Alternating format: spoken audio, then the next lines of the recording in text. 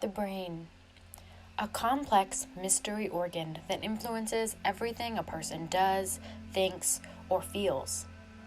Life after a brain injury can feel just as mysterious and complex, trying to navigate services, experiencing potential isolation, different functioning, and much more. The rehabilitation process can impact the person as well as their supporters.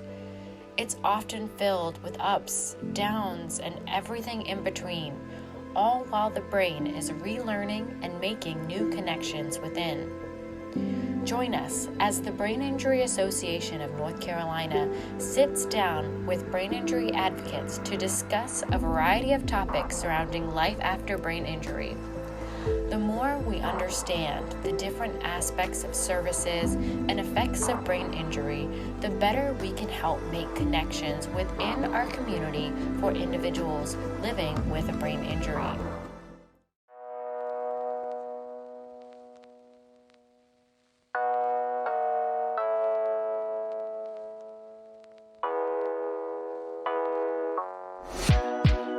This is Making Connections.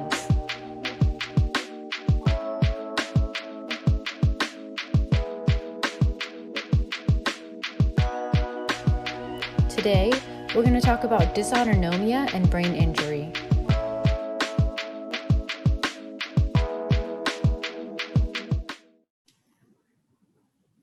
Hello, thank you for joining us today. We are here to talk about dysautonomia, and we're joined by doctors Lauren and Dana Brindisi with the Carolina Functional Neurology Center. And we're just so glad to have their expertise and knowledge and just talk about something that is pretty common after brain injury and has these different types of symptoms that can be really challenging for an individual to navigate and sometimes scary for family members to know how to support them as well.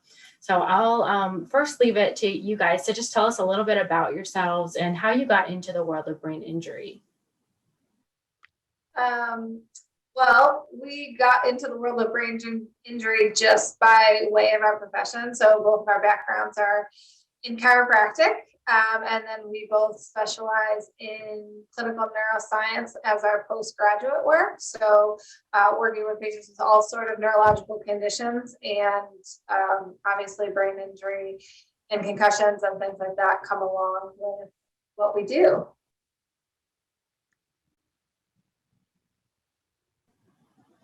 Excellent. And so can you tell us a little bit about dysautonomia, sometimes called autonomic dysfunction syndrome, ADS, but more commonly known as dysautonomia. Can you tell us a little bit more about what that means, that long word? What does it mean? Yeah, dysautonomia is an umbrella term for dysfunction of the autonomic nervous system. So at its core, it is a neurological disorder.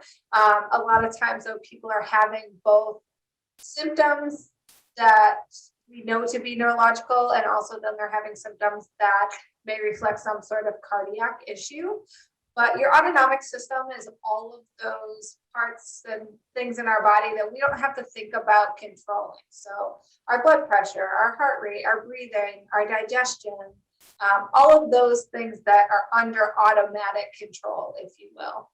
So dysautonomia is just this blanket term of you are having dysfunction of this system that controls all of these things that you don't have to think about. And there are, a myriad of different disorders that fall under the kind of umbrella of the term dysautonomia. There are some that we'll probably talk about in more depth today than others, just because especially when we talk about brain injuries, there are certain forms of dysautonomia that we see.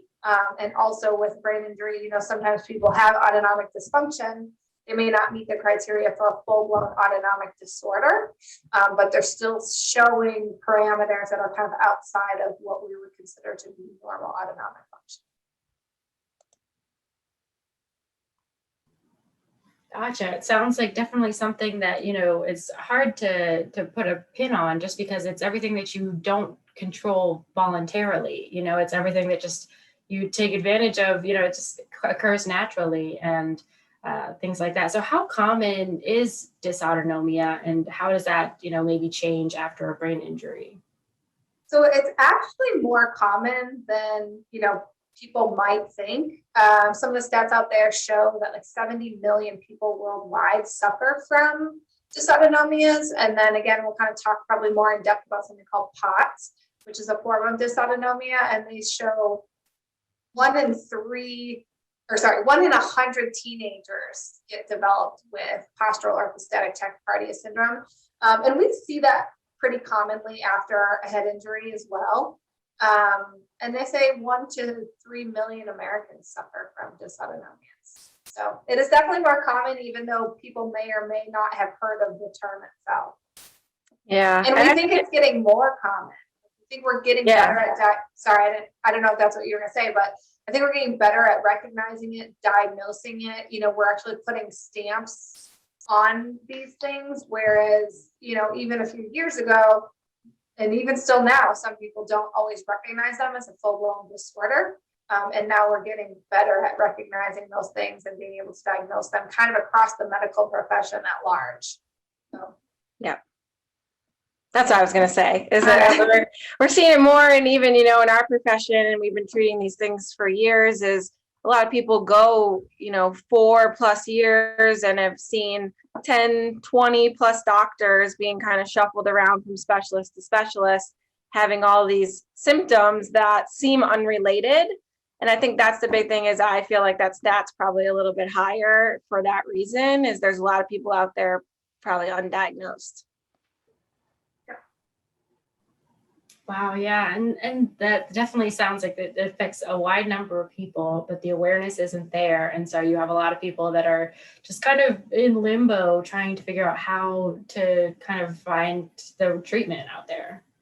Yeah, and whether they've had a brain injury or not, right? I mean, people end up kind of in that, and that was a great way to put it, kind of in limbo, where they don't know what is creating all these underlying issues. And when you go to see a specialist, right, they're kind of looking at their own thing. But if this is not on their radar, then they're missing the fact that your temperature regulation issues, your digestive issues, your brain fog, your sensitivity to light and sound, and all of those things can be a symptom of dysautonomia, even though they also may be a symptom of your brain injury. But did that brain injury affect your autonomic system, right? So are you having both these neurological consequences, but now we're also seeing some of these other symptoms come on board where they may go unexplained, but if you find somebody that is familiar enough to speed with what's going on with the autonomics, then a lot of times those questions get answered because it's so interconnected within the body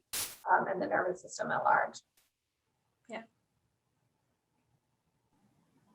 Excellent. And so what would you say, because there is kind of this mystery out there, it seems, just in terms of awareness, what would you say causes dysautonomia? Is there a link? Is there any sort of knowledge about, a causal relationship between particular demographics or conditions that an individual might have? Yeah, so we see often, at least in our clinic, there are a couple things that we see people present with prior to developing some of these autonomic symptoms. So concussions, brain injuries are a huge one. We see it post-surgery. We see it post-infection. We see it post-pregnancy. I would say those, Dr. Lauren, would you say any other? I would say those are kind of our major factors that we see that can trigger these dysautonomias, so to speak. But we also see patients that just have primary autonomic disorders, that there was no quote unquote driving factor to it. That is just their dysfunction is in the autonomic nervous system that wasn't driven by something else happening prior to. Yeah, I would agree. Those are probably the main ones. I think another one we see maybe less common, but is chemical exposure. That's another thing that, again, can have effect on your nervous system. I mean, we always think about brain injuries as traumatic brain injuries, but we do see people who have chemical brain injuries, more like infectious brain injuries, Hypoxic brain injuries. hypoxic brain injuries, and all of these types of injuries to the nervous system have the possibility of creating autonomic issues. Excellent thoughts. And so you touched on some of the symptoms that we might see related to the autonomic nervous system, but can you give us kind of a more in-depth look at kind of what does this look like when someone has, dysautonomia? What are they living with? They can be living with, a myriad of different conditions, but I would say most commonly, again, what we see in our clinic are, dizziness, brain fog, heart rate issues, whether their heart rate's too high, or we have people who have syncope episodes where they're passing out, and oftentimes they're having vasovagal issues where their heart rate's actually dropping, digestive issues, cognitive decline is seen pretty often with dysautonomias. Am I missing any major ones? Definitely. I mean, the big one is when people have these types of symptoms when they change position. So lightheadedness upon standing, they might feel dizzy, they might have vertigo, headaches upon standing or with exertion is another big one. So I went outside, I went for a walk, fatigue constantly. And again, the list does kind of go on downstream from there, like Dr. Dana was saying. I mean, we see people with chronic pain syndromes that are associated with this. So they might have, chronic pain in a limb, they might have chronic pain all over, they might get neuropathy type symptoms, or they have numbness and tingling in their hands and feet. You did talk about the temperature regulation, color changes in their hands and feet. Yeah, cooling of their blood. Yeah, and that can even be we see that more common in the feet.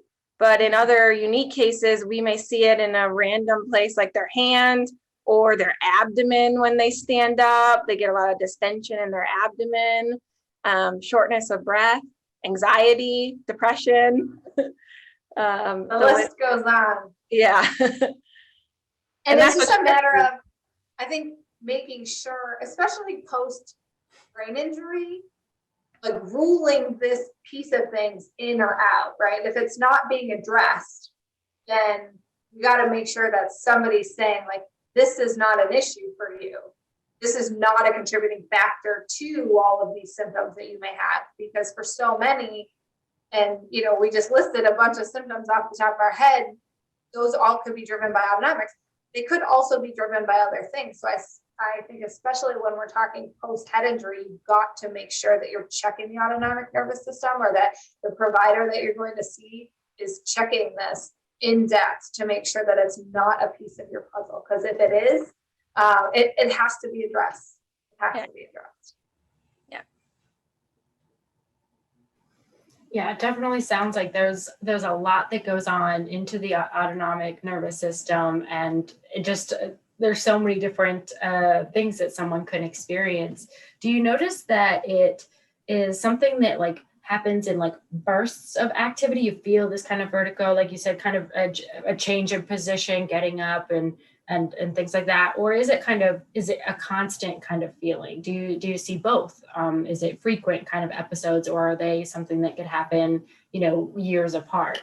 Yeah, so definitely both, and it varies. The spectrum is very wide depending on what's going on with the patient, how severe their symptoms are, and maybe what could be some of the driving factors for their symptoms. So we do see, when we're talking about, are there episodes? A lot of patients with dysautonomias will call them more like flares. So they usually are having symptoms on a regular basis, but their baseline might be way better than what's happening when they have a flare, in which just everything is ramped up. And again, those symptoms can be different per person.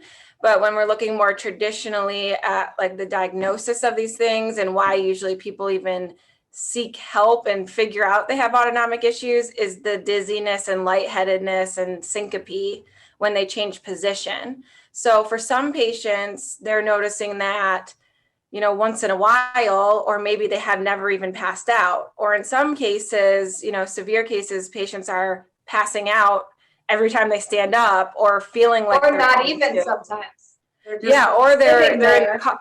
Yeah, they're in the car. They're just sitting there. There's a lot of driving factors that could make the heart rate, rise, or the blood pressure drop, or the heart rate drop, and then they're not maintaining adequate amounts of oxygenation in their brain, and they pass out. So I think it widely varies. We know in some of the newer research with dysautonomias that in some cases there may be an autoimmune component, in which with autoimmunities, right, your immune system is tagging a part of you as foreign. So very classically with any type of autoimmunity is it kind of comes in waves. It waxes and wanes, and things get better, and all of a sudden there's almost a spontaneous remission in some cases, and then all of a sudden everything flares up, and they're having all the symptoms. So definitely varies widely per person.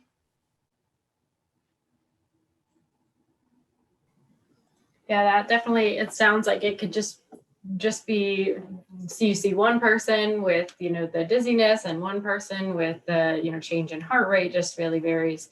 Are there different, kind of along that line of so much variation, are there different types of dysautonomia? You mentioned a little bit about POTS. Can you go into a little bit more about what that looks like, that how dysautonomia is the umbrella term, and what's kind of hanging underneath that umbrella? Yeah, so there's a variety of conditions. And I would say, POTS is definitely the most common one that we see. And the stats show that really is the most common one, but there's several others that we see pretty frequently.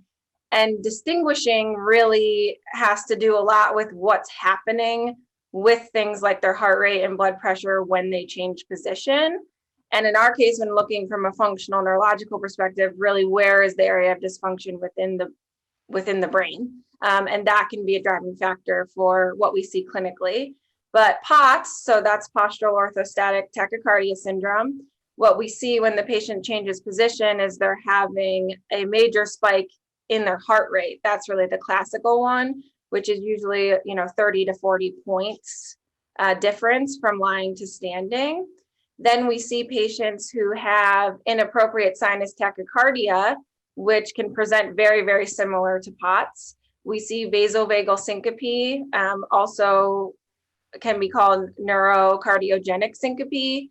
That's one where we often see patients actually passing out, and sometimes not even when they change position, because they're just having a spontaneous drop in their heart rate and blood pressure. And then there's no mechanism keeping oxygen in their brain. So we usually see syncope with that one. And then the other common one that we see is orthostatic hypotension.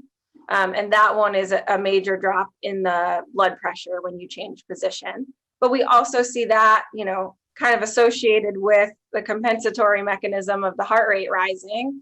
So it's really about a detailed examination, trying to pinpoint exactly what's happening. But the reality is they're all affecting the autonomic system, and they often present in very similar ways with a lot of similar symptoms for the patient.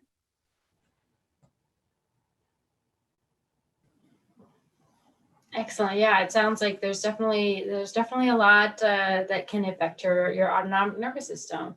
And so, is there a way that people can have acute symptoms, meaning like short term versus kind of like long term without treatment? Or is it something that just can go away, or is treatment absolutely needed for most individuals with dysautonomia? I would say it's a blend of the two. So if someone really has a primary dysautonomia, it's often, it's a chronic condition. It's lifelong. There's things that, need to be done on a regular basis for them to improve their functionality.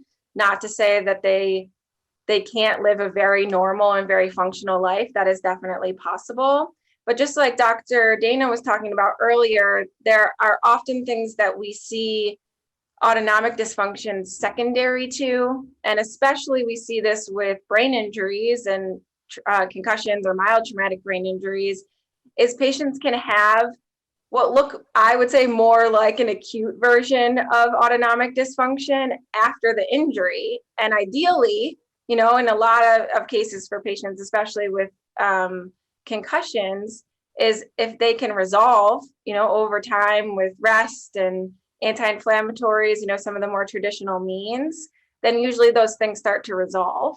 But often we see the patients we see are falling more into this post-concussive syndrome, or they've had a major traumatic brain injury in which it's not healing on its own, and they definitely need those things to be addressed.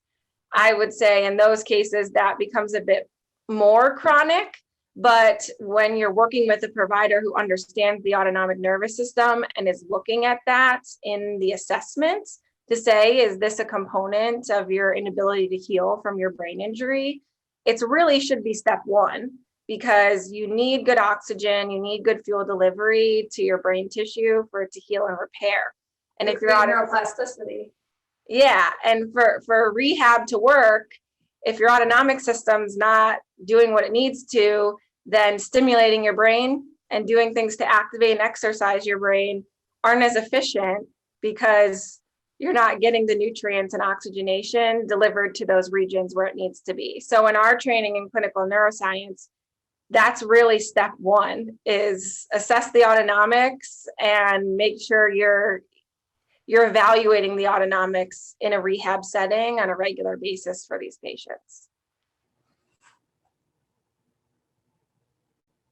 Absolutely. It sounds like definitely not something to let go on for too long, as it could affect your rehabilitation significantly and impact your progress. And so can you talk a little bit how it's diagnosed, what kind of measures are taken, and how it's treated? Yeah, so dysautonomias are absolutely diagnosed through assessment of the vitals, so heart rate, blood pressure, oxygen. If you are going through maybe a primary care or something like that, usually they're just doing what we would call like a poor man's tilt table test, where they're having you sit, they're checking your vitals, they're having you lay down, they're rechecking your vitals, they're having you stand up, they're checking your vitals, they're looking for those changes in your autonomics as you move against gravity. Once you get to that point where somebody has said, like, yes, there's some autonomic dysfunction going on, typically people will get sent to the cardiologist, because like we talked about, you're a lot of times having these heart rate, blood pressure responses. So making sure that there is nothing structurally wrong with the heart or your vascular system, which, the majority of the cases, that's not the case, because these dysautonomias are a primary neurological issue. But you also want to make sure that you're ruling out any sort of cardiac dysfunction. Most patients that get to our office have already had that assessment ruled out. Some people have had done a full tilt table test, where you're on a table that you lay down and it brings you all the way up to a standing position, and you're being monitored in all of your vitals against gravity. In our clinics, we have tilt tables in our office.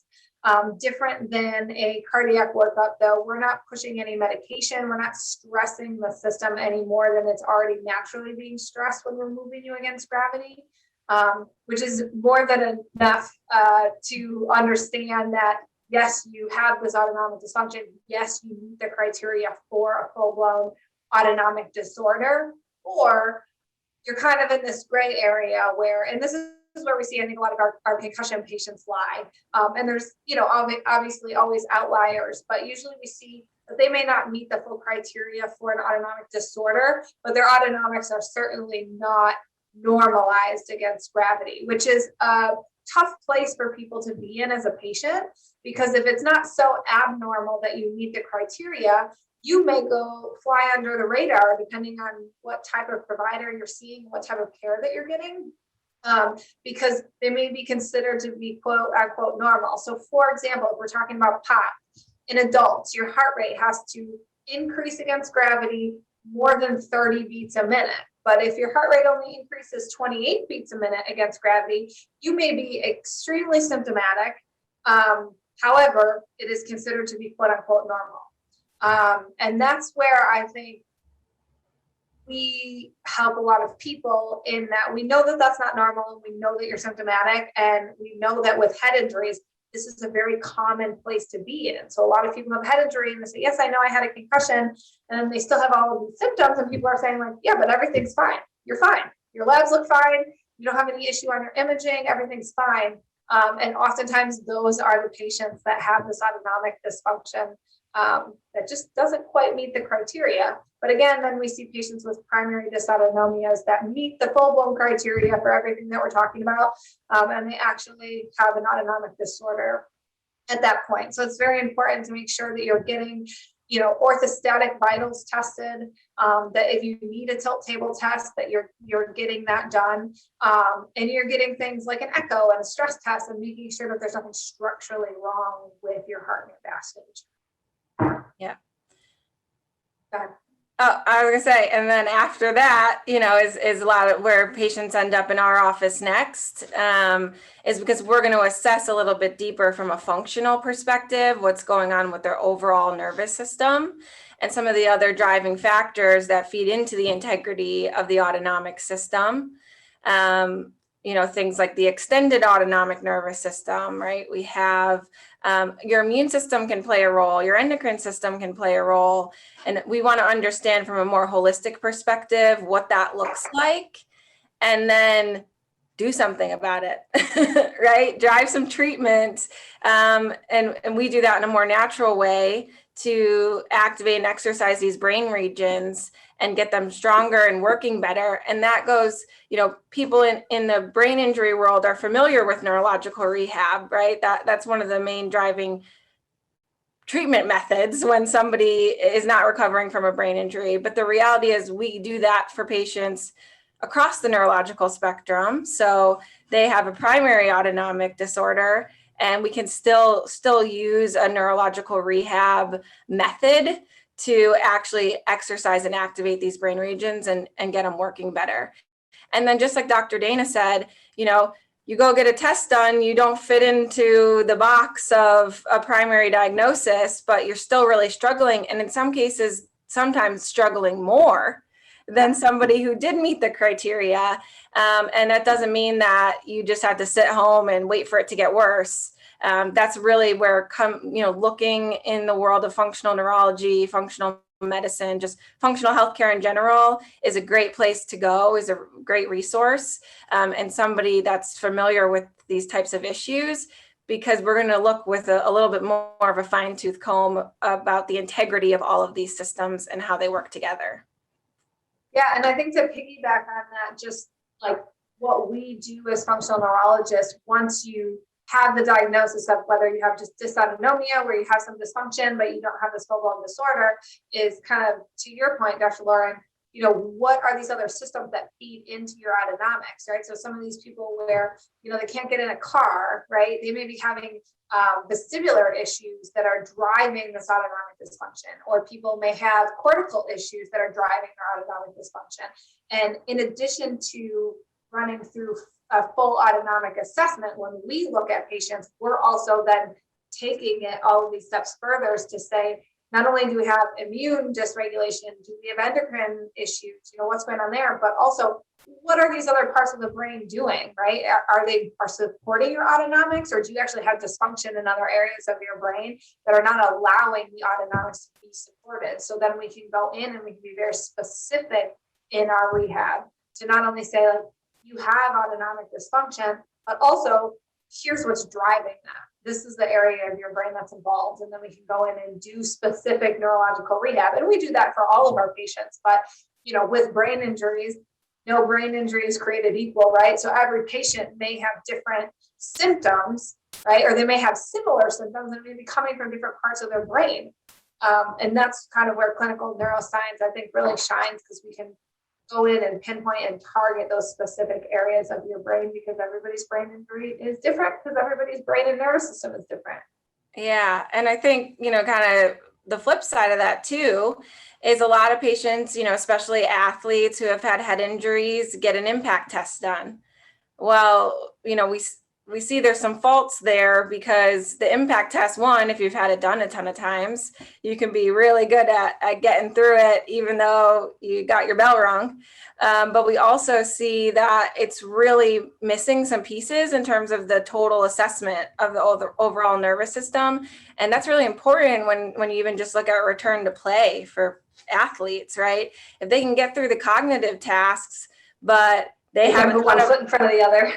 Yeah, but they have a ton of brainstem issues, or they, which is usually related to the autonomic system, that can be missed. We see it fly under the radar all the time. And then, that's when we sometimes start to see head injuries pile on top of each other, when maybe some of these other aspects of an examination are missed. And it's just such an important key component to healing and repairing from a brain injury. We'll be right back.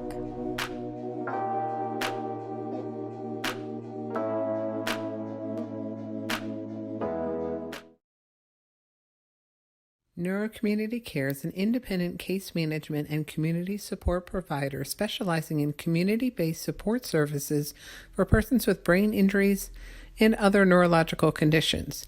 Our services are provided in the individual's home or community and are functionally based. This translates to real-life skill development, improved quality of life, and increased independence. If you would like information on how Neurocommunity Care can support you or your loved one, reach out to 919-210-5142.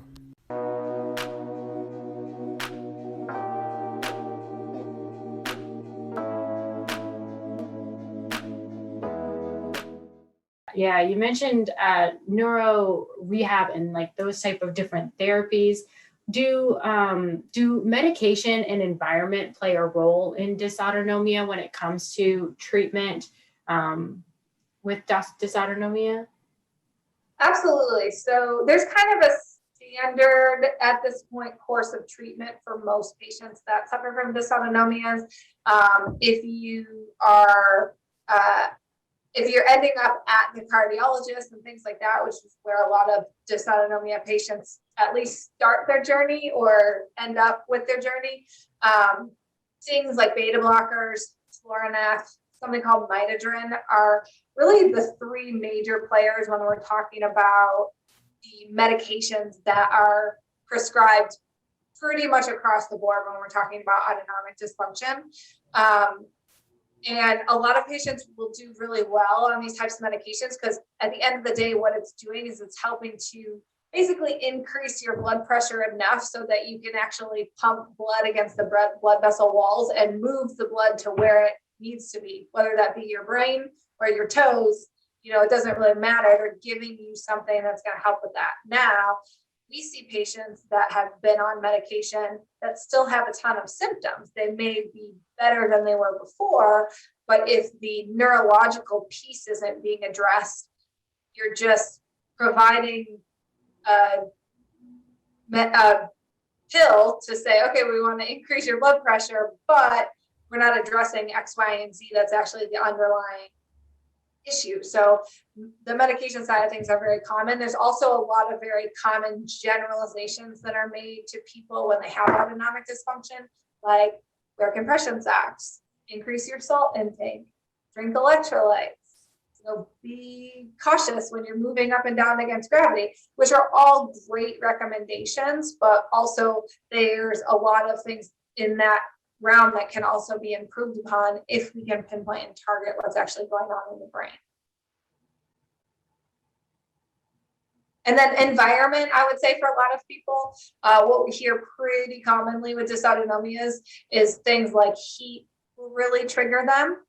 And like Dr. Lauren said, if there's anything that's driving it, like chemical sensitivities, or if you have food sensitivities, or there's a autoimmune component to it, right? Then the environmental factors become very real and need to be managed. Even if you are doing pretty well without symptoms, there's sometimes some things like environmental factors and lifestyle changes that also need to be managed for patients with autonomic dysfunction.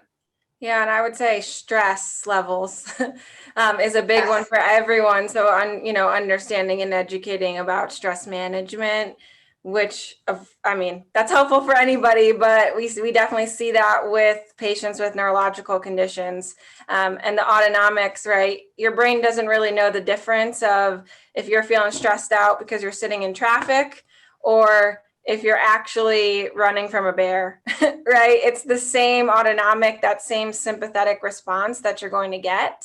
And that in a lot of cases when people are in a stressful environment, taxing their brain a lot can make things worse. And that's all relative too, right? So especially with somebody with a brain injury, your system is already stressed, right? So it may not take sitting in traffic to kind of tip you over the edge, right? There can be small things. So it's all relative to the patient themselves and what is stressful and what's not. And a lot of what we talk about too is trying to manage those things so that they don't create more plasticity in a system that's already very efficient. So if you have autonomic dysfunction and you're driving this sympathetic output, like this fight or flight, like you're running away from a bear, but really you're just trying to get up out of bed and take a shower, that system is very efficient at running in that capacity. So anything in addition to it that's stressing it is going to continue to kind of perpetuate those symptoms, perpetuate that neurological function. So stress to somebody is, very relative, but, we can all, I think, relate to kind of managing stress in general. And then with a head injury, that becomes, what is stressful becomes more and more of like day-to-day things that you're doing. Yeah, like just getting out of bed. Taking a shower. Yeah. Trying to read. Absolutely, yeah. I mean, I've definitely seen how brain injury can just change everything about a person, change day to day, and that stress is something is a person is more susceptible to. Feeling the effects of stress. Your entire kind of body system is kind of figuring out how to handle stress and things like that. Is there any other kind of advice or things that you've seen specifically with the overlap with brain injury and dysautonomia, what that looks like and how people can kind of move forward in their rehabilitation? I think there is quite a bit of overlap, again, more so in symptoms, but also in like the areas of the brain that we find to be dysfunctional in head injuries and in dysautonomias. I think one of the biggest things that we always talk about, that we always want people to know is, again, if you're kind of flying under this radar and you haven't, locked down what's actually the root cause of all of these symptoms, a lot of patients, head injury or no head injury, are being kind of pushed along in that they have anxiety. And we talk about this almost on a daily basis. And I think that that's a very real overlap in people that have brain injury and people that have just autonomic dysfunction in general.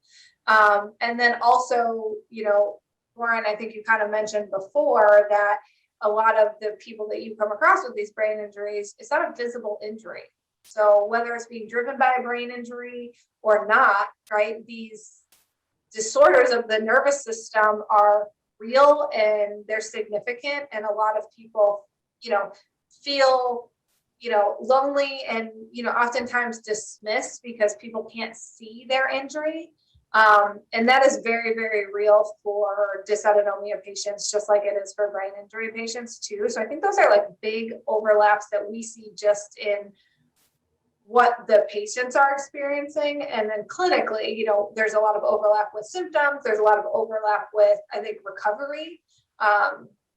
And there's a lot of overlap with the areas of the brain that are involved with either just brain injury or autonomic dysfunction in general.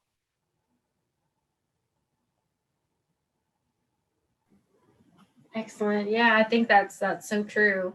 And that just every person, it has their own story, and just because you can't see it, doesn't mean it's not there. Can you talk about a specific case and the progress you've seen through kind of the rehabilitation process, through potentially, medication environment? Obviously, without any identifying information, is there a specific case that kind of sticks out specifically related to dysautonomia and brain injury?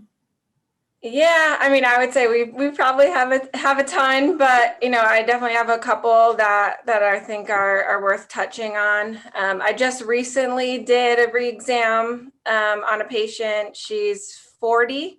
She just had her fifth traumatic brain injury, or fifth mild traumatic brain injury, concussion. But the reality is those mild ones start to pile on top of each other, and they become pretty significant.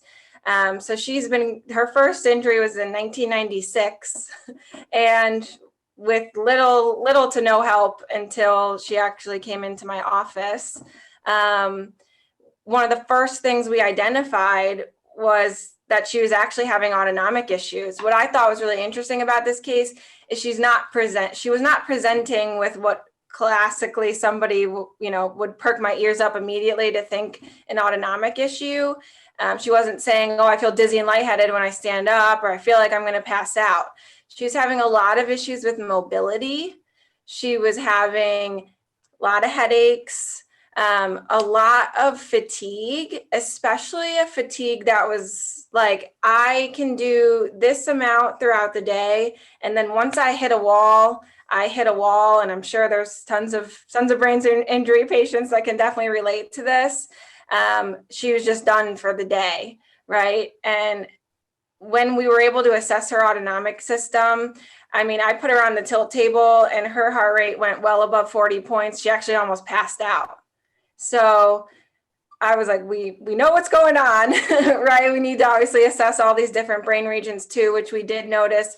Definitely some dysfunction within her cerebellum as well, which is important to know. And Dr. Dana mentioned this, is we need to get a full picture of really what's going on after somebody's had a head injury, because there's multiple brain regions that can be affected. And it's not always as simple as I hit my head here, so I'm having issues here in my frontal lobe, right? We know that because of the rotation of the neck, usually for a lot of patients, there is some type of rotational component to a head injury, whether that's initially or kind of the consequences after hitting their head. So we see that, and we have a better understanding of why the brainstem can often get affected, because that rotation actually can, just like a pulled muscle, it kind of stretches and wrings out the fibers of the brainstem, almost like wringing out like a towel. So they almost get pulled and stretched, and they sustain an injury too.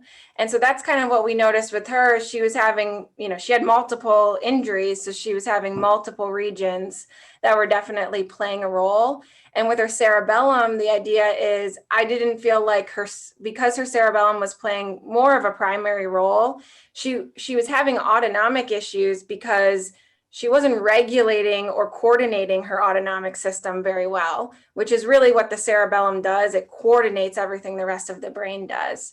So what was really interesting for her is that we were able to clear up her autonomic issues very, very quickly, which was really cool to see, because she had had so many injuries and these had been sustained over such a long period of time. There's usually a lot of layers to peel back, and there still is for her, but it was really cool to watch in just several visits that her fluctuation in her heart rate as she changed positions I just did her re-exam, and it is totally normalized. So while we see patients who have autonomic issues that are really chronic conditions, and there may not be a quote unquote cure, there are things that we can do to start to regulate these systems, and especially when it's related to head injuries. The brain has a need and a want to change and adapt and get better and heal and repair. And your autonomic system is so important for that. And so once we were able to address that for her, and in a sense kind of clear it up in the office, we know it's probably happening outside of here as she stimulates her brain more. And when I say stimulate, I mean anything you do throughout the day, getting out of bed, reading, walking around, going to the grocery store, is stimulating for your brain. your autonomics need to keep up. You need the good oxygen, you need that good fuel delivery. So it's really helped take her rehab and take her healing journey to the next level because her autonomics are now doing what they're able to do. So as we're sending her home with more rehabilitative strategies and things to do, she can actually tolerate them. Whereas before, she was having a lot of trouble tolerating anything. Even her own exercise regimen was not beneficial anymore. It was actually becoming detrimental to her because it was too much. It was too much stimulation to her brain. She wasn't getting good, adequate fuel delivery. So now, since we've cleared that up, we're kind of seeing everything else start to fall in line. And even some of the symptoms she's had since the first injury are having a better ability to heal and repair.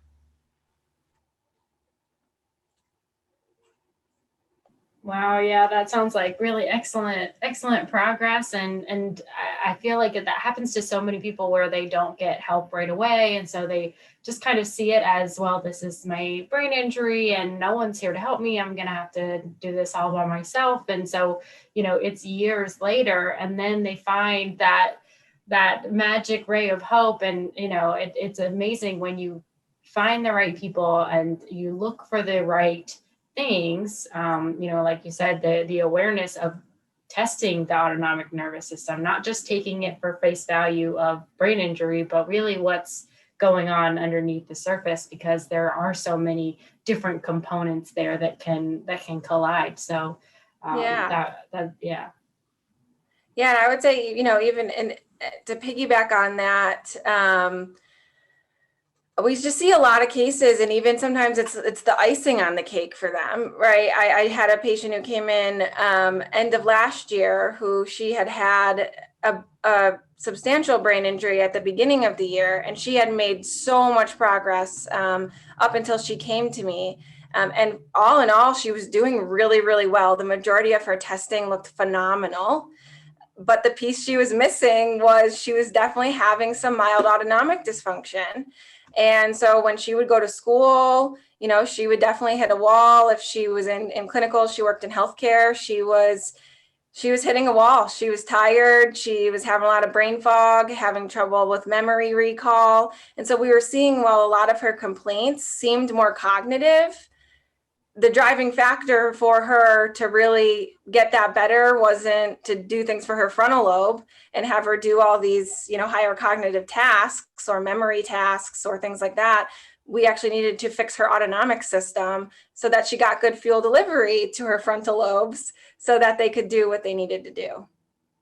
I think those are two really good quick examples of how autonomic dysfunction, right? Same areas of the brain, but two completely different cases, right? Like one is having all this cognitive stuff, the other one's having some motor coordination issues, right? And if you didn't have somebody that was looking at the autonomics, where would those patients be now? I don't know. Absolutely. And so as we kind of wrap up our conversation today, we've touched on so many really excellent things. I know I've learned so much about dysautonomia, and I've read about it and things like that, but I feel like there's always things that you can know and learn. But so how can families help, loved ones, supporters, how can they help someone that they know that's living with dysautonomia in some sort of way? Yeah, I think, definitely touching on that invisible injury aspect is really, people understanding that it is an invisible injury, and there are a lot of symptoms that people deal with on a day-to-day basis that they may not even be talking about. So I think as a caregiver, as a loved one, educating yourself on what these patients are dealing with, trying to get a better understanding of what they have going on, and trying to be, sympathetic or, empathetic in any way that you can to the fact that just moving around can be very challenging for these people and exhausting, and that can make it hard for them to, do simple tasks that otherwise, for the most part, we most of us take for granted, in terms of being able to do. And that that's a bummer for them. They don't want to not be able to help clean or not take a shower or not go visit their friends or hang out, at a family party. But even just that stimulus can be a lot to tolerate. And they may feel more like a human being if they're just sitting there laying on the couch, but you're around hanging out with them. Be there to support them and know that that might be a great support to just hang out with them, even if they just need to lay there. And also, recognizing, when, like you said, you're educating yourself and you're learning about these things, like recognizing that maybe you are helping somebody with a brain injury that maybe they don't know that they have autonomic dysfunction. So, maybe consider looking into that a little bit more, because those people might be tapped out and not be able to really process or understand if they need maybe a different course of treatment, or they need additional treatment to the things that they're already doing. And I think also just supporting them in, if you know that they have autonomic dysfunction, some of the lifestyle things that we kind of talked about, right? Like making sure people are at least upright against gravity for a little bit, or what they can tolerate, if they can move around, encouraging them to go for a walk. And it's all a tolerance to the person. So, it's not like anybody has to be a marathon runner or a CrossFitter or things like that, but just movement in general is helpful for patients with autonomics within their capacity to do something, or making sure that you're encouraging them to drink enough water and take their electrolytes and, increase their salt intake and wear their compression socks if they have to be out, and just kind of supporting them, in some of those lifestyle things that can be really helpful. Yeah, it sounds like just, education, support, understanding, and advocacy as well, kind of being able to advocate, for seeking out information about dysautonomia to them, or seeing a specialist or anything like that. What resources or specialists are out there to help with dysautonomia that you guys typically recommend, or for anyone kind of, where do I go from here? What do I do next? What does that look like throughout North Carolina, or nationally, if you know those resources as well? So I think there's more and more resources, coming out, but there's a lot of new information being kind of put out there in the world about dysautonomias, especially post-COVID. So we've heard a lot about dysautonomias in the form of POTS after coronavirus, and I think that there is more recognition out there. I mean, we're doing as much as we can and things like this on as regular basis as possible to get the information out there, because I think the first step is awareness and understanding that the autonomic dysfunction is something that you're dealing with, and then being able to find providers that are familiar with autonomic dysfunction and they understand how to diagnose and treat it, whether you're looking for medication or you're looking for holistic treatment, or maybe a combination of both. I think the most important thing is just for, I think, people like us helping you guys, because we're trying to get the information out there for awareness. There are some dysautonomia.org. Yeah, Dysautonomia International. Yeah, is a big one where they're at least putting out a lot of information and working on doing research and things like that. And then, I think a lot is on individual providers to make sure that we're educating as much as possible. And if you visit our website, we have a lot of information up there just about autonomic function, dysautonomias, and things like that. Excellent. Can you talk a little bit more? Can you give out that website, and then just talk a little bit more? You mentioned it during the interview a little bit about what Carolina Functional Neurology Center, what you guys do. I want to give you this time to give your spiel so you can, share a little bit about what that looks like for someone that might be interested in your services. Yeah, absolutely. So our website is carolinafnc.com. And we are a functional neurology office, or we work in the field of clinical neuroscience. So our backgrounds are actually in chiropractic. So we treat patients as holistically as possible. We're not dispensing any medications or performing any surgeries or anything like that. Our job is really to understand where the dysfunction in the brain and the nervous system, where is that coming from?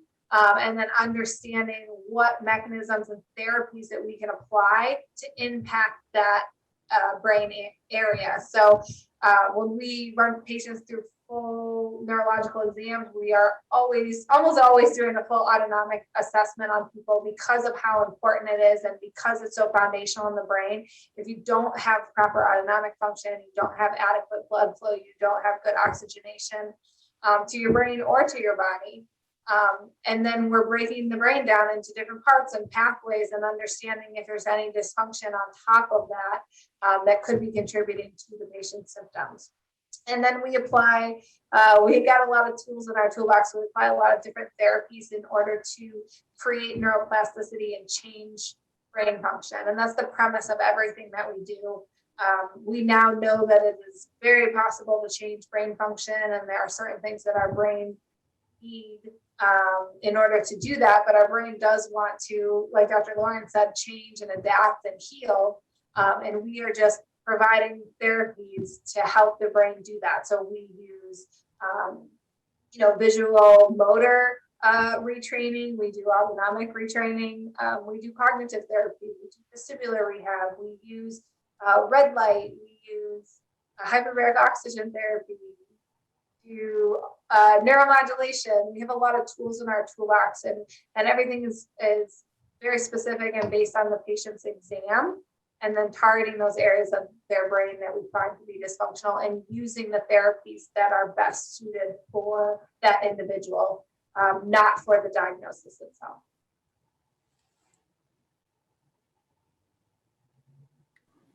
Perfect. I so appreciate you guys' knowledge and what you brought in today. Is there any final thoughts that you have for individuals living with brain injury, or professionals out there, or family members, anything that you kind of want to end your knowledge with, just to finish this out? I think the biggest thing for us, for the patients, is just for people to know that there's hope out there, and that there are alternatives that you may or may not have looked into. And it doesn't have to be one or the other, right? It doesn't have to be that you go to see the medical neurologist and they're giving you medication so you can't do something like what we provide. The majority of our patients have multiple providers on their team, and we all work together to give those people the best comprehensive care that they can get. And I think for providers, if things that we've mentioned today, or if you've seen any of these things in your patients, which you probably have, just educating yourself on the autonomics and how that impacts brain injury. If you see a lot of brain injury patients, you're not addressing things, or you're not looking at them because maybe you didn't know, just making sure that you're educating yourself and understanding how to evaluate it, and whether it's something that you treat or you refer to somebody else that does.